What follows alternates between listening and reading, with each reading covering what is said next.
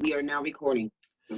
Around about 3 or 4 years ago, I was a speaker at an event in Reading in the UK, and I went along to this event, and halfway through, I noticed somebody walking around very interested in the books that were being sold, and the young lady in question came over and spoke to me, and we immediately hit it off and started chatting about areas of mutual interest. And since then, today's guest, Samantha Treasure, has become a part of my extended family, as it were, team, whatever you want to call it, because we share a great deal of interest in terms of paranormal phenomena and such like. Now, I'll tell you a little bit of a snapshot of Sam in terms of her background and everything. By background, Sam is a Canadian, but her parents are English. But I'll just tell you a little bit about the details generally. And Samantha Treasure has a lifelong interest in dreams and out-of-body experiences, and is currently studying for a master's in Medical Anthropology at SOAS University, the University of London, where she hopes to further explore these subjects. The topic of her undergraduate thesis was social encounters in lucid dreams and out-of-body experiences, a qualitative UK study. Her main interests are in the differentiation between self and other in different states, and how the development of paranormal cosmologies. And I think that in many ways is a very important area of research, because it's one of these areas that we need to get more scientific about it. We need to understand far more exactly what is taking place when people are in altered states of consciousness, when they are in out-of-body experiences, where they have out-of-body experiences where they share these experiences with other people. Because one of the major questions is that the only reason that we consider this reality to be a real reality is because it's consensual, because we share it and we agree with the sensory input we're receiving. But there is strong evidence that people in dream sequences do exactly the same thing. Now, I know that Sam was particularly interested in this work because of her own family background and everything else as well, and members of her own family and people she's known over the years.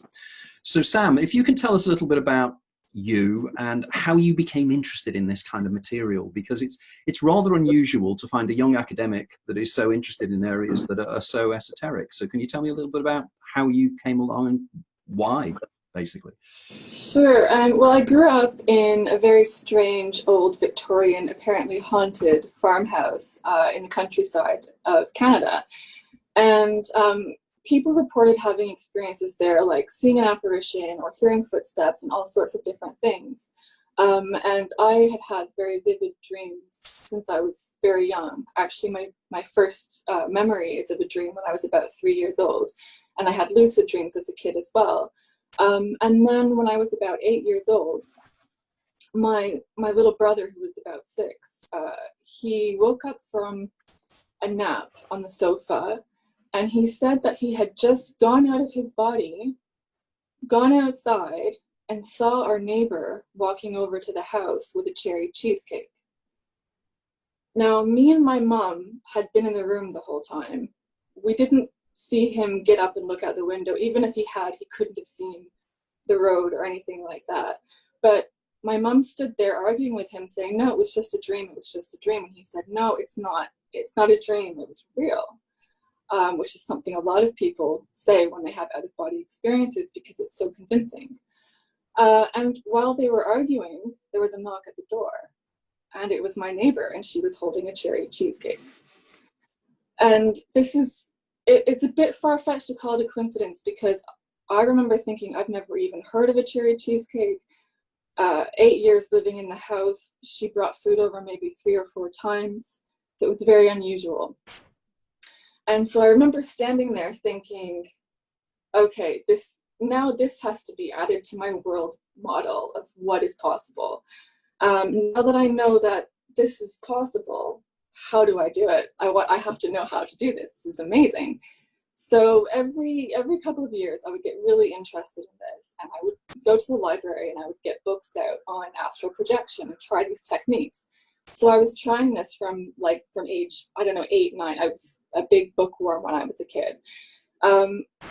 So I never actually was able to have an out-of-body experience, but I did get to this vibrational state that people talk about experiencing before they feel themselves floating out of their body.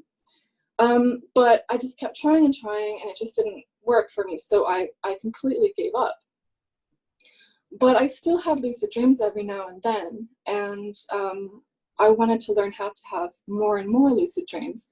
So I went to these workshops and I read Stephen LaBerge's book on lucid dreaming, and every single night for 30 minutes before I went to sleep, I would practice this technique, this meditation. And after 2 weeks, I didn't have anything. So I remember going up. At the time, it was very cold in my apartment, and there was a mezzanine above the kitchen. So I would sleep up there because heat rises. So I kind of trudged up to my bed, and I picked up the book. And then I realized, no, it's not working. I'm going to give up. And I actually flung the book across the room and just fell straight asleep. And the next thing I knew, I was downstairs in the hall, underneath where my body was sleeping, and a few feet away towards the front door. And I'm standing there, and I believe that I'm completely awake, and I couldn't remember how I got there. And the whole experience lasted about 4 or 5 minutes. And then it culminated in me waking up in bed, and I was like, what is that? That wasn't a dream like any dream I've had before. I've had lucid dreams. It wasn't like that. It wasn't like sleep paralysis. I thought I was awake the entire time. And that's something that's very similar to apparitional experiences, which Celia Green talks about a lot, and I'll go into the similarities a bit more later, where people see an apparition, but they don't realize they're looking at an apparition until it disappears. So then when I was in a lucid dream workshop a couple of months later, and people were talking about out-of-body experiences and describing them, and then I realized, oh my God, okay, that was an out-of-body experience. That's interesting, but I didn't think so at the time because I don't recall actually leaving my body. But that's something that I found in my research since, that a lot of people, especially the more OBEs they have, they might just suddenly be outside of their body. And again, that's another thing that Celia Green talks about a lot in her book on out-of-body experiences. So I was having these lucid dreams and out-of-body experiences, and I was having them more and more and more. And I was studying geology at the time. And I remember looking at this rock and kind of having this realization, like, what am I doing with my life? I'm having out-of-body experiences at night, and I'm studying rocks. Okay. Is it like, to use an analogy, is it like if this was Minecraft, like a video game, and instead of studying the game, I'm studying the pixels of the rocks, of the environment that makes it up. So then in my final year, I just ended up deciding to quit university, and I took about a year out. I consulted with parapsychologists to see, if you want to study this phenomena, what discipline should you study? And it was almost a consensus that you should study anthropology. So then that led me to go back to university and start from scratch and do that.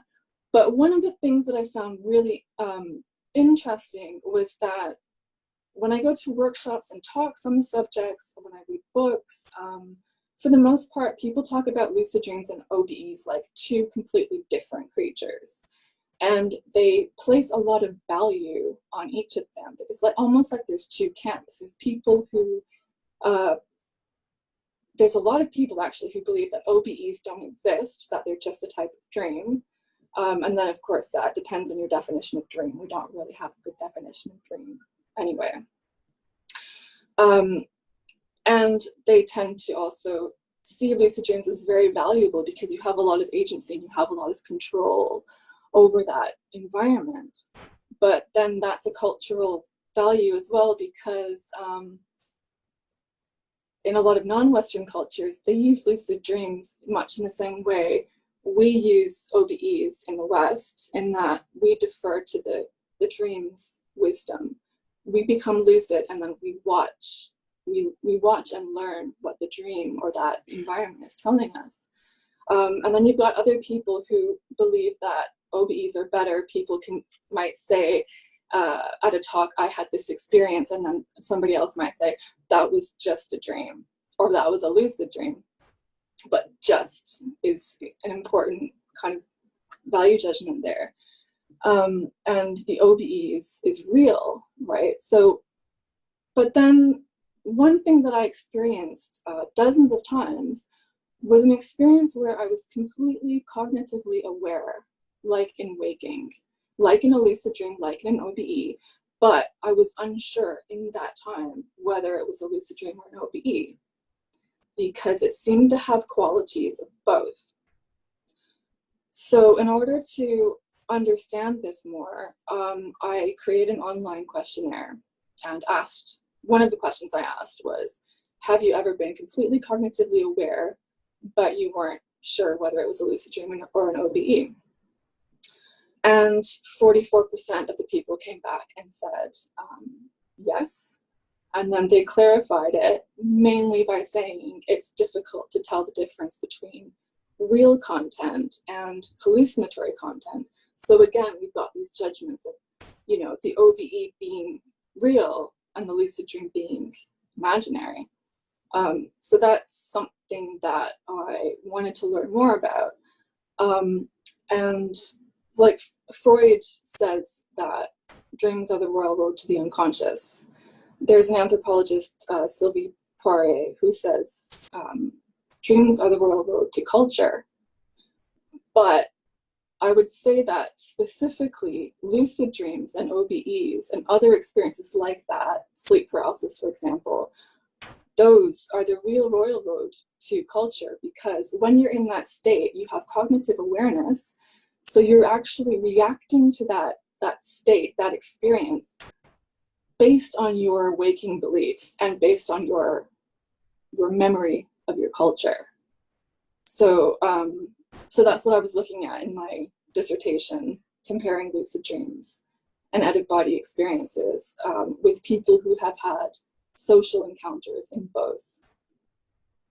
And this is intriguing, isn't it? When we talk about social encounters, what we're talking about here was something that I was talking about before, the idea that there is this reality, which is consensual because we're both sitting in a bar and we look out and we actually see people walking around and we say, there's a guy with a red coat, and we'll both agree there's a guy with a red coat.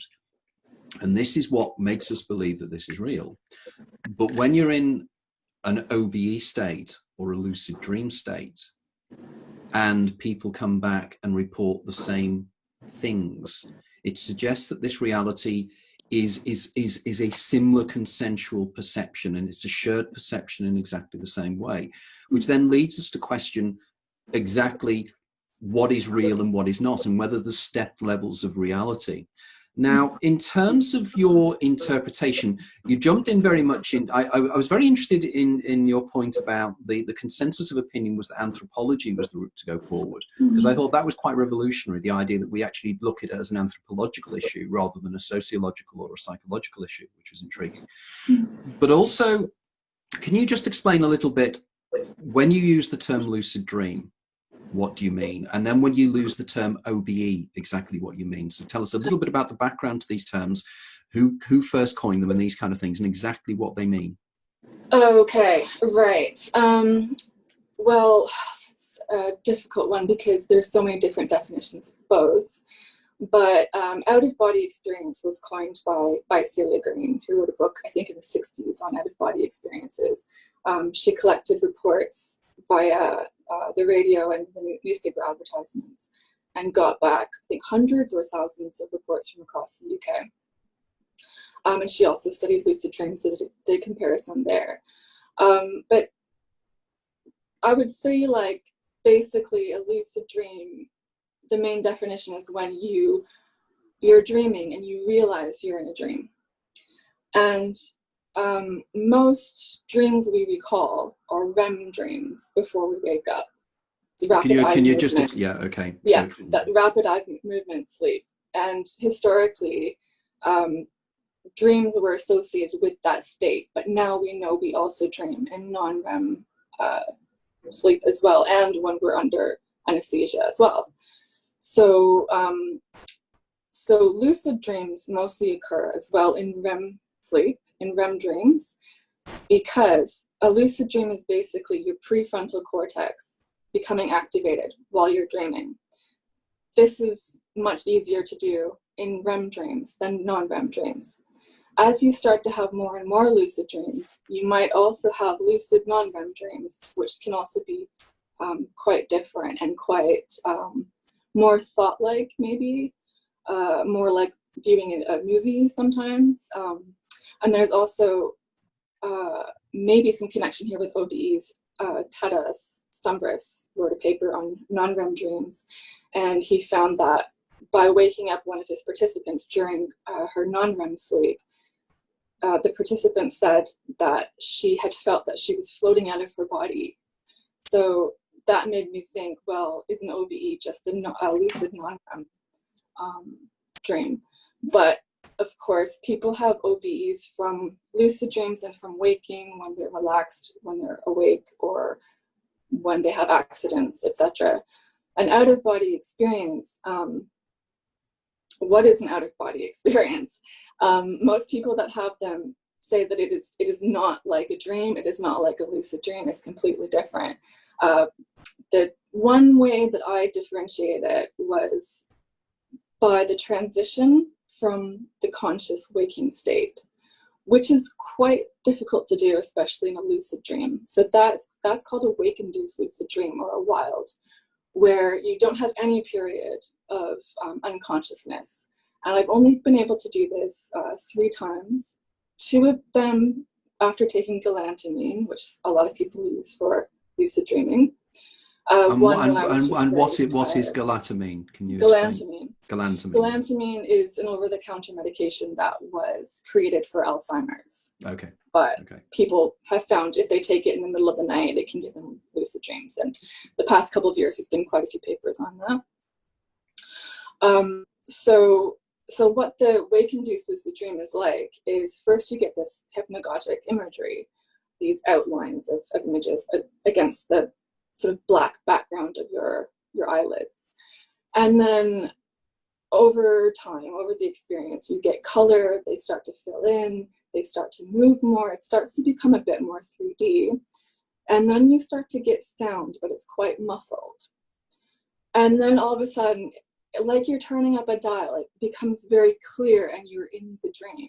And everything is, clear and vivid, and there's color.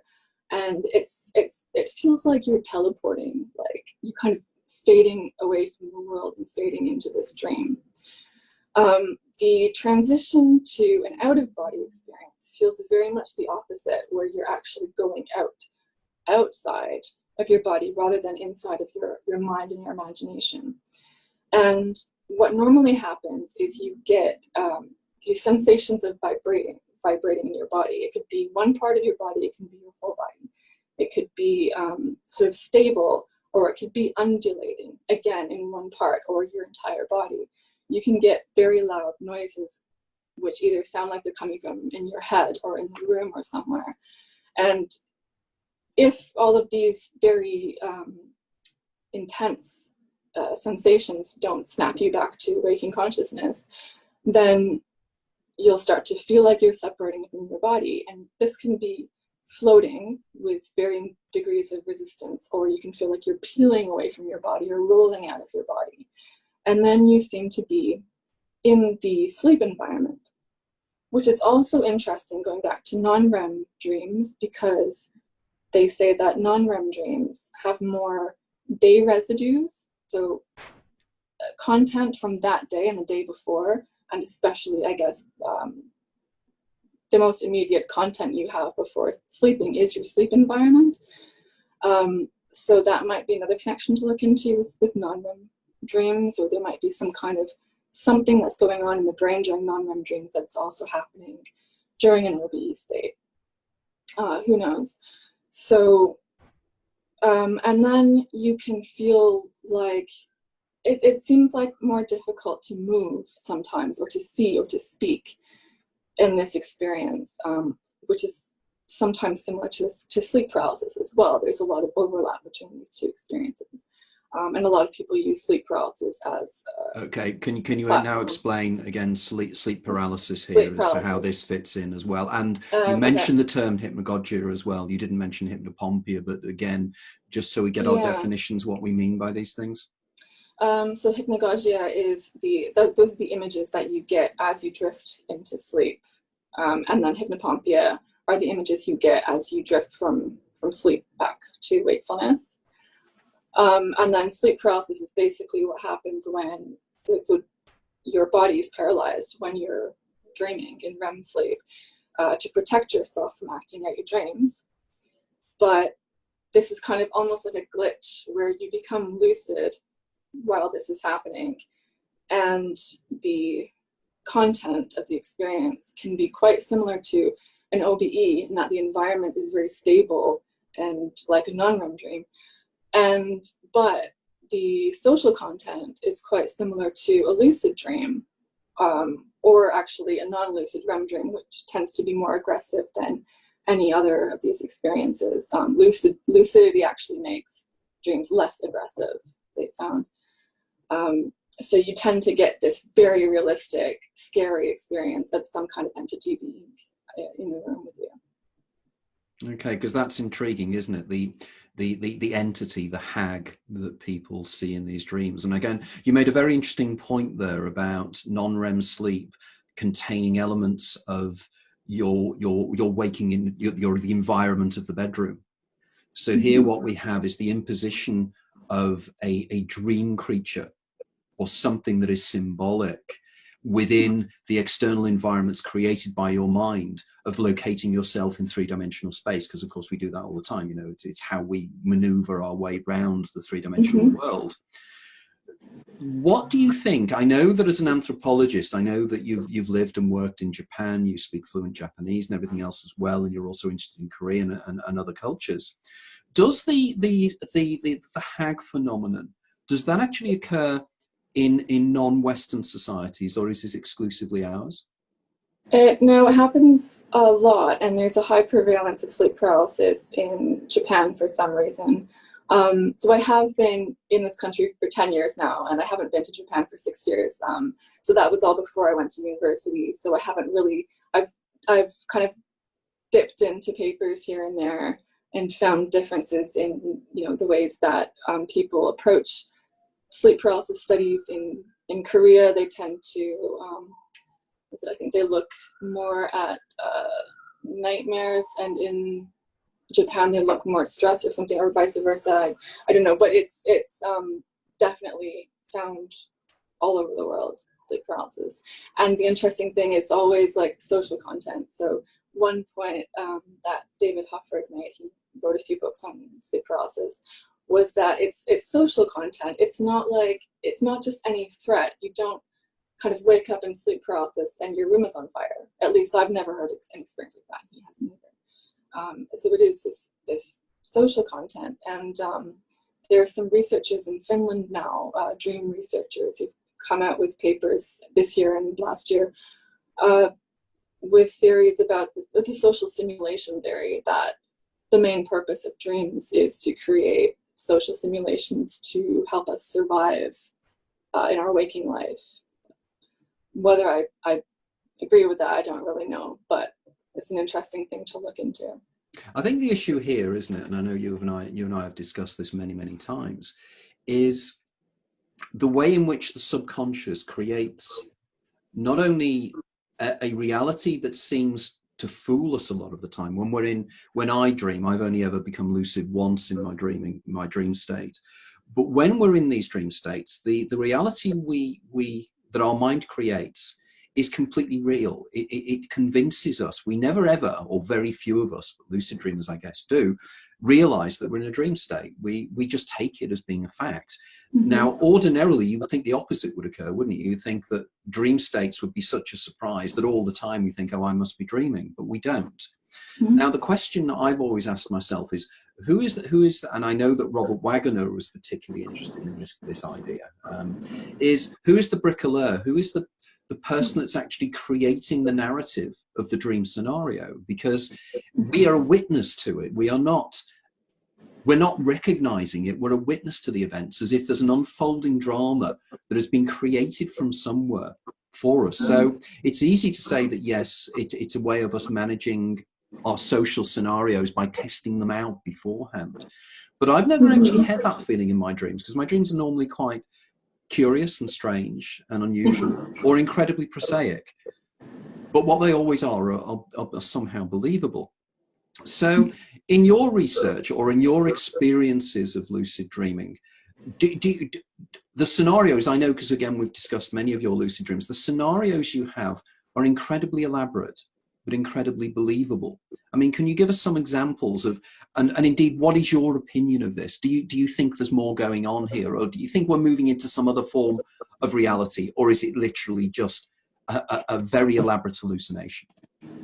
I think this is the big question, is what is real, and what is this kind of mechanism that goes on in our brain of processing and simulating things, you know? And I think there can be sometimes an overlap as well. I have heard and experienced a lot about shared dreams, or shared lucid dreams, shared OBEs. When people say that in an OBE they can see what's real, you know, they're basically witnessing the physical world from a different point of view. I think that can also happen when you're awake. There's been, you know, ESP phenomena and telepathy and that kind of thing, but just in different ways, you know, that these manifest. So some will be more auditory or visual, or some more emotional, that kind of thing. But I took part in this OBE experiment a few years ago during this retreat. And what we were supposed to do was have a password to ourselves. So don't tell anyone, don't write it down or anything. And then that night we would try to have an out-of-body experience and get somebody else's password. And the next day, there was one person who was very, very good at going out of body. And she came down and she said to me, yeah, I saw you. You were sleeping next to so-and-so, and you were both sitting up. You were talking to her. And I interrupted you and I said, what is your password? And she says to me, I didn't really get yours. It was something like Snow Drew. And I thought that's unbelievable, because when they said, think of a password, the very first thing I thought was snowdrop, which is one of the ingredients that galantamine is derived from. At the time, I was really into galantamine, so and then I thought, no, I'm going to choose something easy like orange or something like that, because you know, there's people here that English isn't their first language. So, but she got that. And then the person next to me, she said, yours was navel, and she was, you know, into sports and everything, and she goes, well, it was abdominals. Same, you know, meaning, but different dreams. This one, the one next to me, remembered, I don't know if she remembered it as a dream or an OBE, which is another strange thing to think about, but she said she saw this cartoon-like bumblebee around her, and her password turned out to be bee or bumblebee. I had absolutely no recollection of any dream or out-of-body experience, but presumably this happened.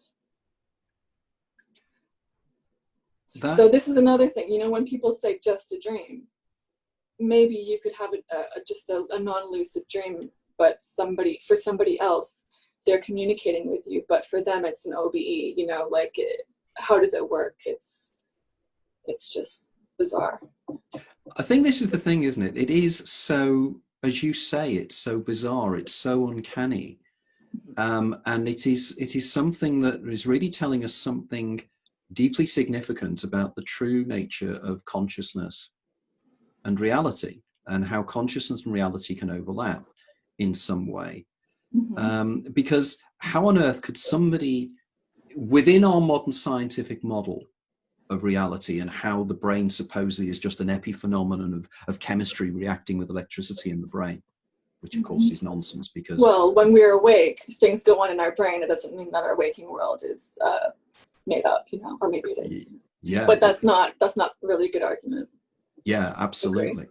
You know, and it's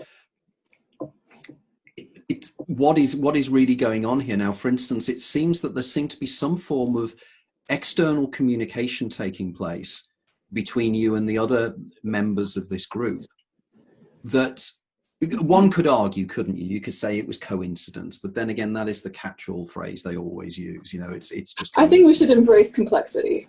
I think we should.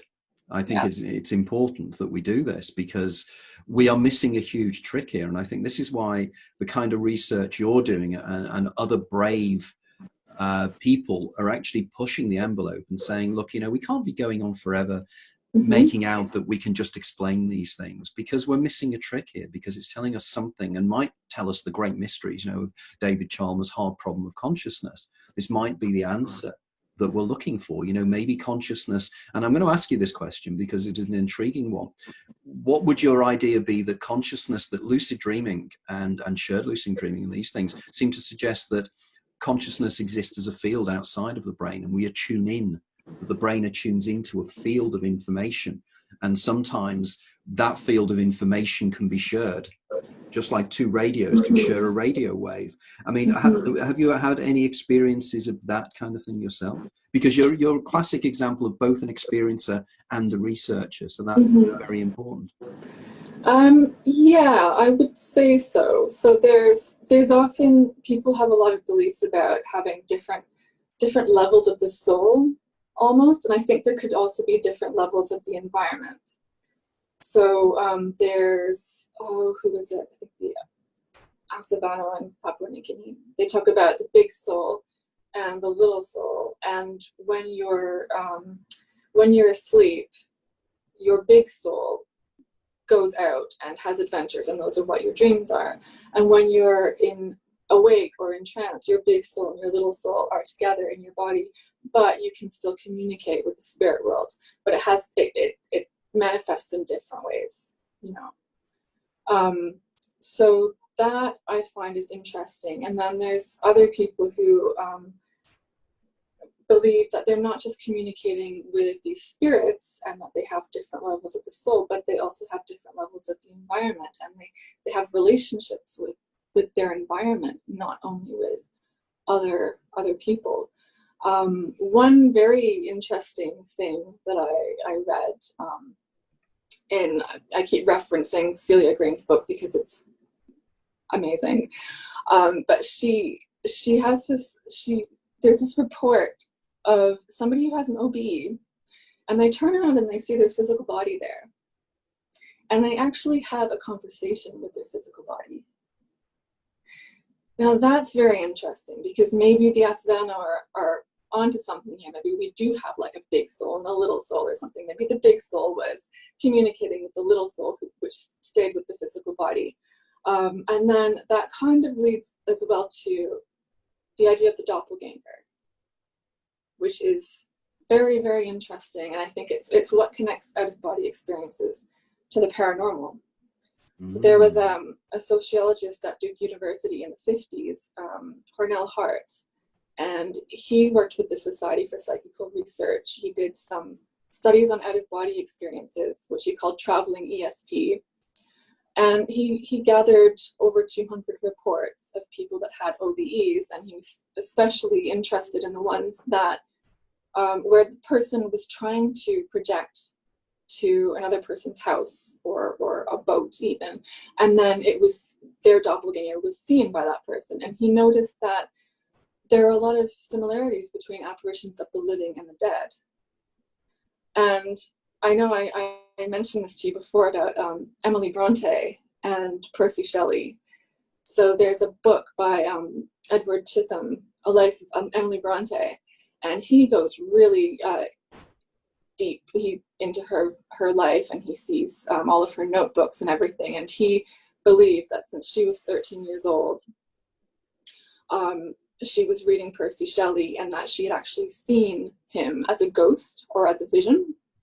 And she does indeed write a few poems about somebody who died during a storm overseas, who's buried overseas, who has been forsaken by God, who is a poet, all of these things. So he believes that she saw his ghost. And another interesting thing he found was that in one of the papers where she actually writes about the vision, in the margin she draws a serpent with wings, and he claims she would not have known this at the time, but there are papers that Percy Shelley wrote, and he draws the same thing of a winged serpent. And he notes that the other drawings on the page are very dreamlike, and it's almost like she was in a trance state. And of course, Percy Shelley saw his own doppelganger before he died. So there's all of these, you know, connections that come together. There's even one with my brother, which is really strange. So he had out-of-body experiences as a kid. He had a few of them. And when we were teenagers, we were kind of living in two different homes, and I was living with both of my brothers, and then the other one went to live back with my father. And he used to do this thing in the morning where he'd wake up and he would beat his chest like a gorilla. And so he had been gone for a week or two. My younger brother was completely spooked because he said he was in the living room, and right behind him, he heard this loud as anything beating his chest. Again, this is the kind of doppelganger thing, you know. It's very, very interesting, that connection. The whole doppelganger thing, you know, we really need to talk more about this because... Yeah. Oh, I got more on that. Oh, right, because as you know, in my book, The Daemon, A Guide to Your Extraordinary Secret Self, I have a whole section on Shelley and his doppelganger encounter a few days before he drowned, because he was walking outside along a walkway in this villa they were renting, and he saw his own doppelganger walk towards him, and it turned round and it said to him, "Are you happy?" And it was quite precise. Now, of course, we know that in Middle European legend, there is always the concept of you see your double, it means it's a harbinger of death. And on top of this, and I'd never thought about it before, of course, the German, the doppelganger, is actually, it means double walker in English. It's as if somebody who walks with you, you know, somebody who walks along. And that intrigues me in the sense that suddenly we're getting something slightly different. You know, the standard explanation is hoitoscopy or autoscopy, whereby, you know, you see a double of yourself and you are conscious and consciously aware of you are in the double, or you're looking down at yourself. So clearly this is and it links very close to schizophrenia. It's reported a lot in schizophrenia. Yeah. It's one of the precursors of schizophrenia. Absolutely. But you were going to say that there's more to this. So you now have me fascinated. Yes. Because this leads us back to what is real and what is a hallucination. So 2 years ago, I did another out-of-body experiment. So I'm part of this paranormal investigating group called Team Impact. They're based in Bristol, so I don't do as much with them as I would like. But 2 years ago, we were called to go investigate this workplace because people had seen apparitions there, and they had heard furniture moving on its own. A bunch of stuff had happened, and they couldn't explain it, so they asked us to come in. So we had this place for 3 weekends throughout that year. We had it all to ourselves, and we even slept on site, which I think is an important factor that's missing from a lot of paranormal investigations, either for entertainment or otherwise. So it's a popular hobby now in the UK, going on these paranormal events, and they normally occur between 7 p.m. to 3 a.m. But paranormal experiences don't just happen when we're awake. You know, what happens when you sleep in an apparently haunted place? There's some places where people say they get a lot of sleep paralysis for some reason.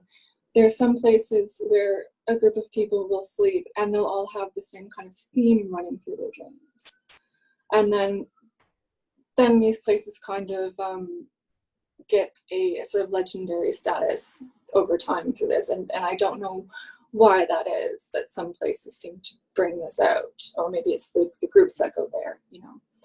Don't know, but so we decided, since we had the place overnight, I had read about these experiments done in the 1970s with a medium called Alex Tannis, and he said that he could go out of his body and go into haunted homes and speak with the spirits, and then that would basically exorcise the home because the spirits were satisfied with having told him their stories in that OBE state. So then they left the property. So that was one thing that he did, which was very interesting. Because of course, that's another thing, cross-culturally, people believe that they can go out of their body and they can speak with the dead or with ancestors and get information back.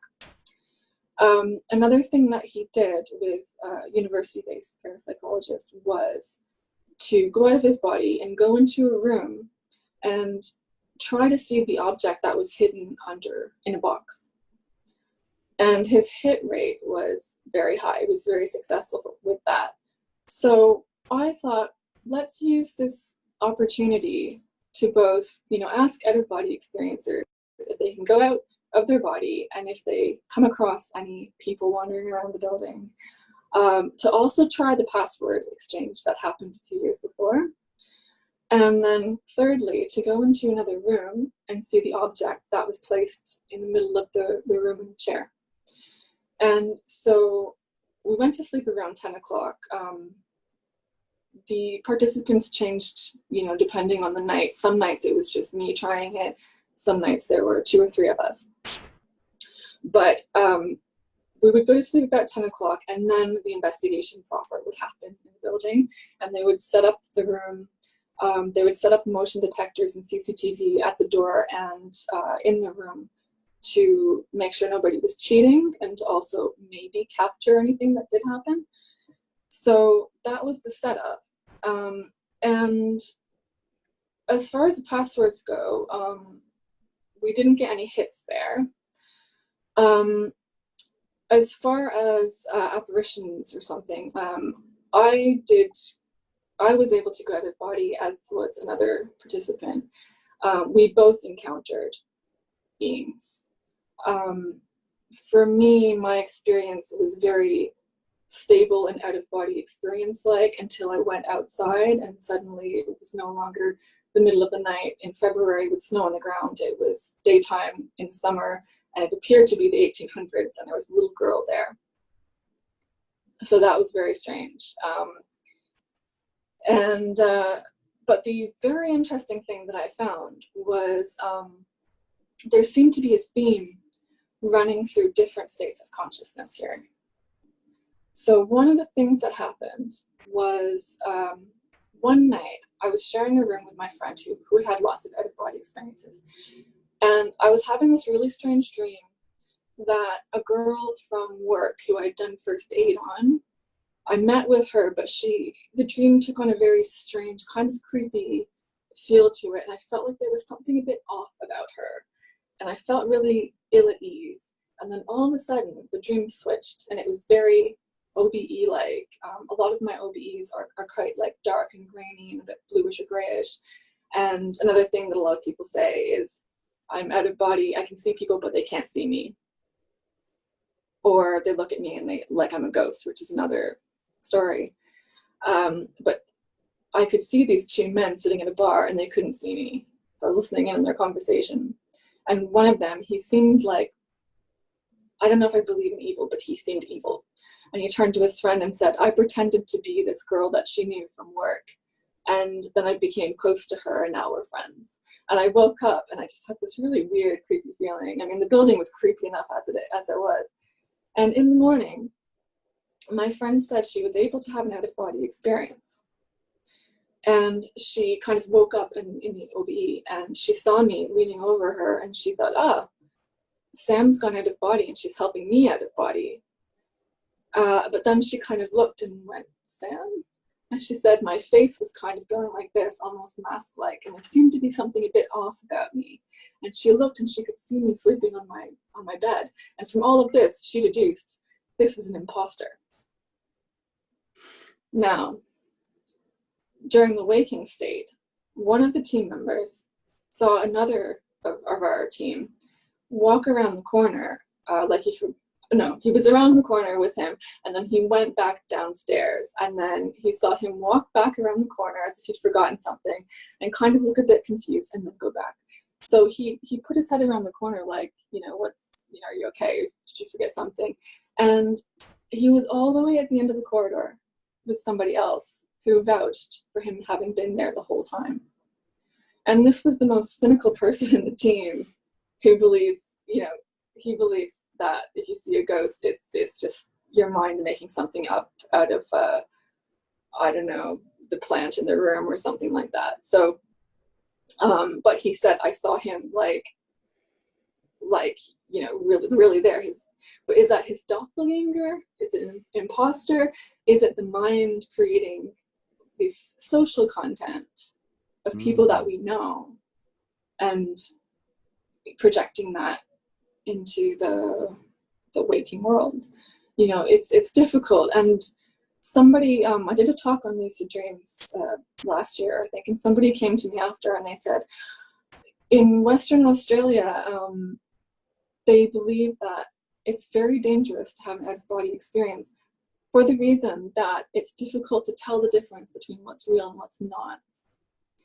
So they have to be initiated. They have to go through 2 different initiations, and nobody outside of their group knows what the second initiation is, what it consists of.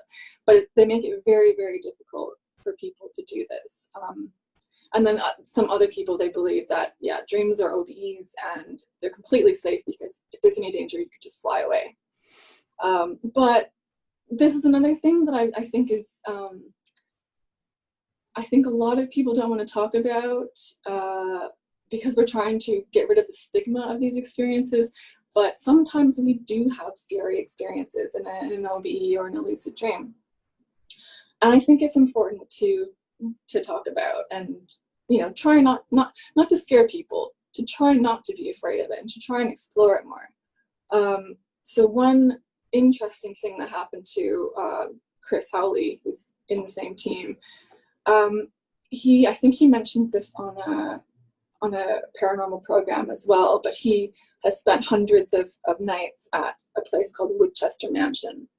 So whenever there's a group that goes there at night, he's there to show them around, do health and safety and all that. And he normally stays in a room and waits until they leave and he locks up.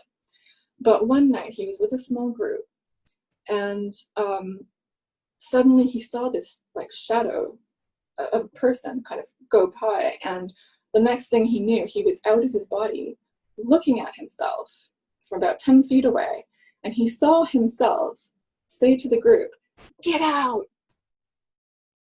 So he thought in this out-of-body state, oh my God, I've been possessed, by this shadow or whatever. I need to get back into my body and get everyone out of here. So he, somehow got back into his body, but he was really shooken up by this. So again, we've got this not only OBE, paranormal, doppelganger connection, we've also got possession as well. So these are all these things that we need to look into. What happens in our culture and other cultures? How do people interpret it? What causes it? Is it illness? Is it a substance somebody's taken? Is it something that we've watched? These are all things that need to be explored more. This is the most important thing. I mean, many of the people who will be subsequently watching this probably know that Sam and I did an event at Drakelow Tunnels in April last year, where we recreated the concept of Plato's cave in these incredible complex of tunnels in the Midlands. But one of the guys that regularly goes there was telling me when I did a pre-run there about the entities that seem to inhabit these tunnels. And one of the things he told me, and it still sends shivers up my spine now, when he said that he had a can of Coke in his hand, and they felt that they heard noises and they heard the voices around them. And he decided, because the corridors run like a gridiron pattern, and he was standing at the apex of 2 of the tunnel, 4 of the tunnels, so it was a crossroads. And he said that he said, okay, I'm going to throw this empty can of Pepsi. It was Pepsi, actually, not Coke. I've got to get my branding right. And he threw it into the darkness, and he asked the entity throw it back, and he threw it into the darkness. And it was thrown back at him, but it came down, whereas he threw it ahead of him, it came down on one of the corridors along this side. So the thing had actually teleported between the 2 sections. And then he showed me a video that had been done in the very point we were standing, and you can actually see the shape of this being in the darkness, and it's frightening and intriguing, which then segues beautifully into the whole point of why you're our special guest now, because when you've got your Sam ghost hunting hat on, what I'd like you to tell us is some of your, because it's Halloween coming up and everything. So can you tell us a little bit about the events you've been involved in the ghost hunting, and some scary stories or scary events while you were doing that? I mean, I guess the main one is that location that we were at, which I can't say where it was because it is a workplace and they want to remain anonymous. But yeah, things had happened there. So people heard while we were there, the Doppelganger was going to unpack his things in his room. Nobody else was in that side of the building, and he heard a door slam shut. So we went there and we were trying to, walking back and forth, trying to recreate this and trying to find some kind of rational explanation for this, looking at the door and, is there some kind of fault with the doors and that kind of thing. We couldn't. And another thing, which was weird, was one of the nights, somebody else thought that they heard a door slam, and but it was just a false awakening or something. They woke up in bed, like sitting up. And a few of us, including me, had dreams of somebody like intruding into the door, or knocks on the door as well. Somebody heard a knock on their door while they were awake and went out and looked at the CCTV and nothing's there. So there were a lot of things like this. But to be honest, when we're investigating a place, the weirdest thing that seems to happen is like technology will go haywire just at the right time. It's a timing thing. But for example, we were in a place a couple of weeks ago, and we kind of split up into groups, and then one of the groups said, okay, if there's anybody here, give us a sign. And just like that, all the lights turned off in the gardens. But then they found out that the clock had just struck 1:30, and that's the time that everything goes off. So things like that happen all the time. Yeah, I mean, we besides that building, there hasn't been anything like too crazy. There was once where we were upstairs, nobody else was in the building, and we heard what sounded like a cupboard slam downstairs. But yeah, things like that happen. Intriguing, because I know that you, as the kind of the ghost hunter side of you, sounds very, very interesting in the things that you get involved in. Because again, you're doing it scientifically. You're looking at it using scientific equipment. You're going in there without any preconceptions or any pre-beliefs, because this is how science should work. It's the idea that I don't know what's going on, but something extraordinary is happening, and we need to pursue it. Now, one of the things that you and I were discussing recently, which we really need to continue talking about, really, is the concept of the doppelganger and the evil side of the doppelganger, because it was a term we were discussing a few days ago about the caco daemon. Yeah. And the idea that, because as you know, my daemon Eidolon dyad, could we put a different factor on here and say that there's more to this, that we have a dark side to ourselves? It's very Jungian, the shadow idea. And can we bring that in? So would you like to chat a little bit about that and what your thoughts are on that? And this is, I'm genuinely interested, because we didn't finish our conversation on this. So. Well, that's the question is, who or what was it that my friend saw when she had an out-of-body experience in that so-called haunted building? Was that my cacodemon, because it seemed a bit off. And then when she realized that maybe it wasn't me, she pushed it out of the room. And she seemed to have this kind of battle with it, So, but again, was that maybe my little soul, or was it my shadow self or something? I mean, who knows? Well, we do all, because we all have these elements of ourselves, don't we? We are many personalities, and as you know, I'm a qualified psychometrician, and I apply psychometrics to various exercises. And one of the things that you and I have discussed is the idea at some stage of either putting somebody into a hypnotic state, in which case we can actually draw up the daemon in some way.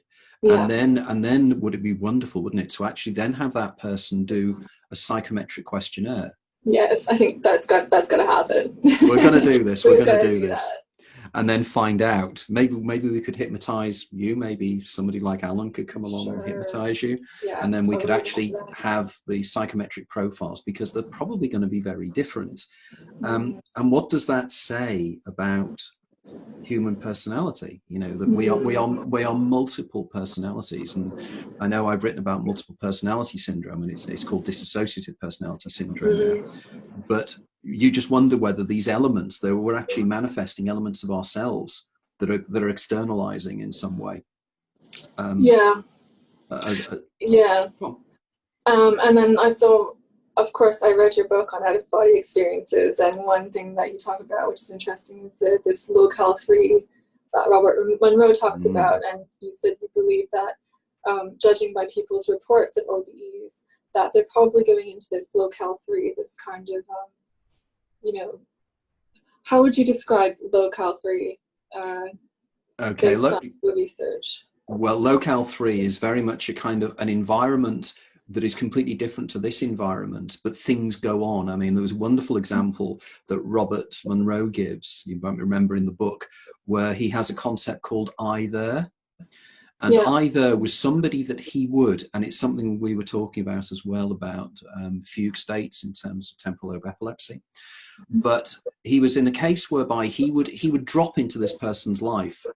And again, Louis Solarat, who is a friend of you and I's, he's done a fantastic short movie, which I mean, we'll try and upload this because it's a fascinating application of this about either. But the idea is it's as if there's another you existing in another universe that you can drop into their mindset.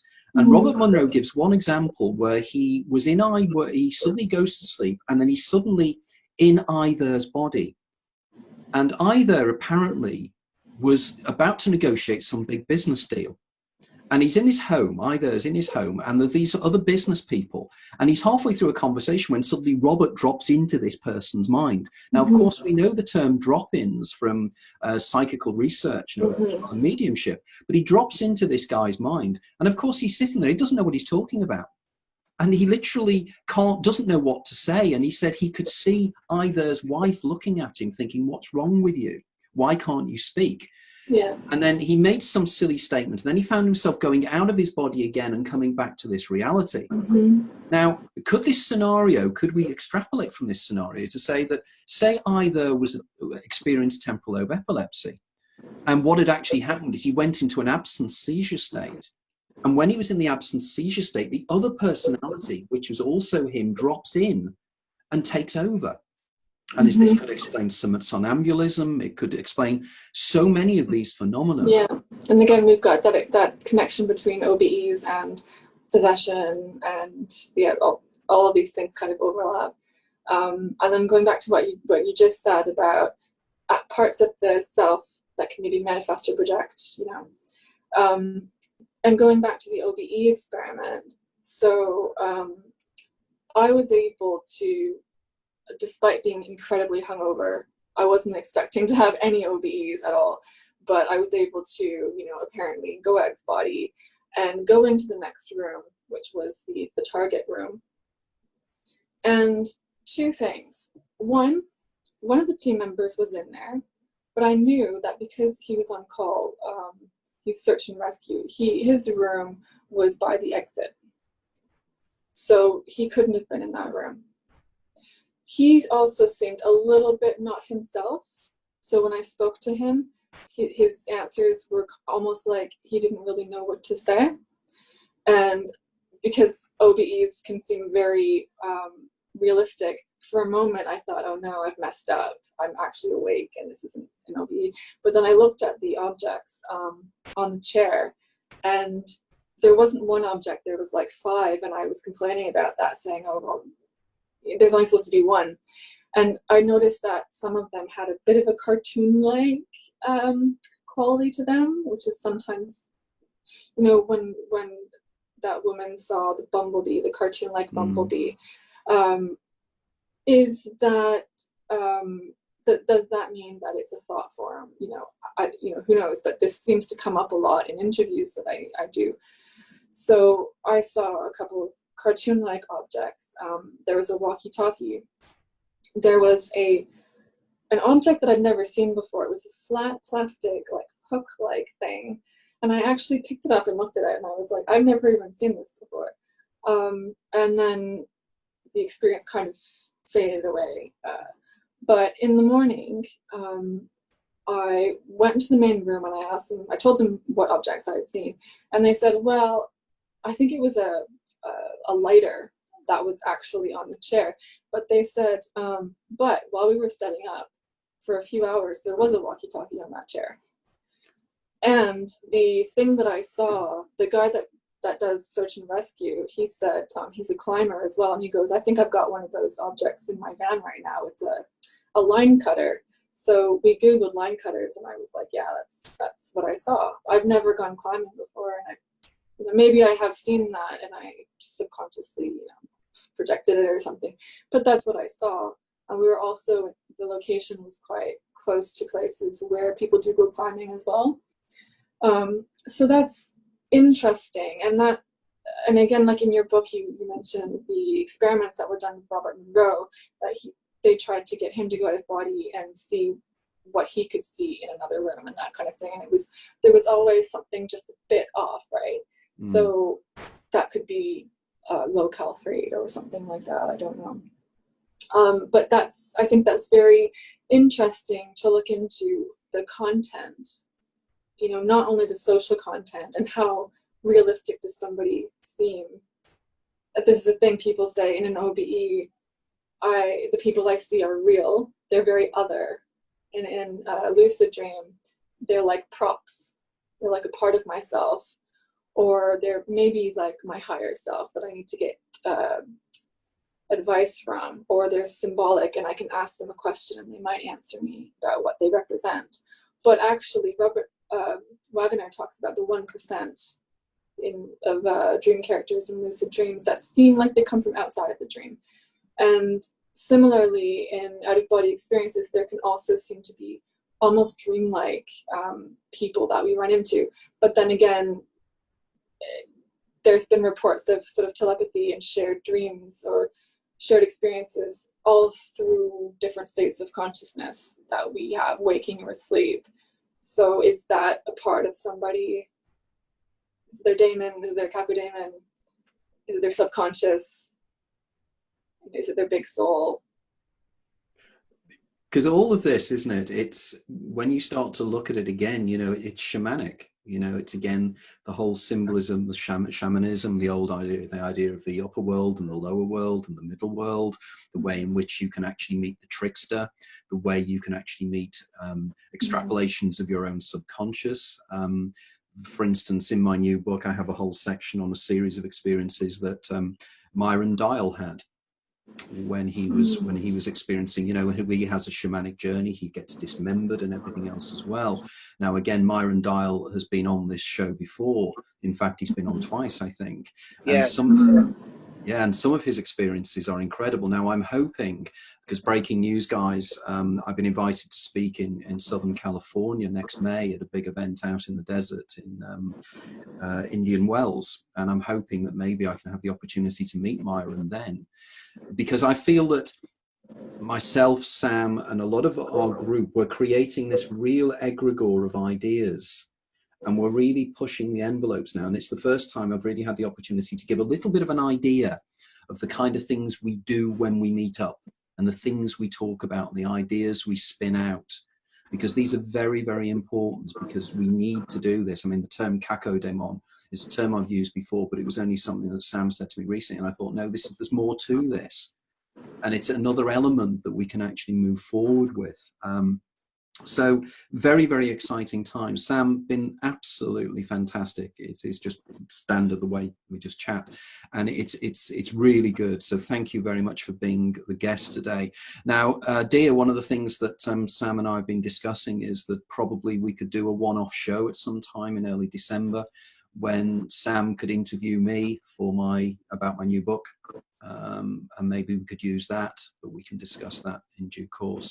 So Sam, is there any way that people can get in contact with you, or, you know, if they're intrigued by your work, you know, your questionnaire, your online questionnaire and everything? Was that? Yeah, sure. So the online questionnaire, the sort of findings and analysis of that are on www.zombiesinpjs.com, which is hideously out of date. I haven't updated the website in a long time, but I'm planning to. And also on Instagram at zombies-in-PJs. Okay, and that comes from an episode of Erie, Indiana, doesn't it? Yeah. I need to watch that, because I'm quite intrigued as to what actually happened in that particular program. But there you go. Sam Treasure, thank you very much for being our guest. And again, as always, thanks for Dia, who is behind the scenes over there in Denver, Colorado. And without Dia, none of this would happen. And as always, we thank her for that as well. Okay. Okay, thank you very much. Thanks very much. Thank you.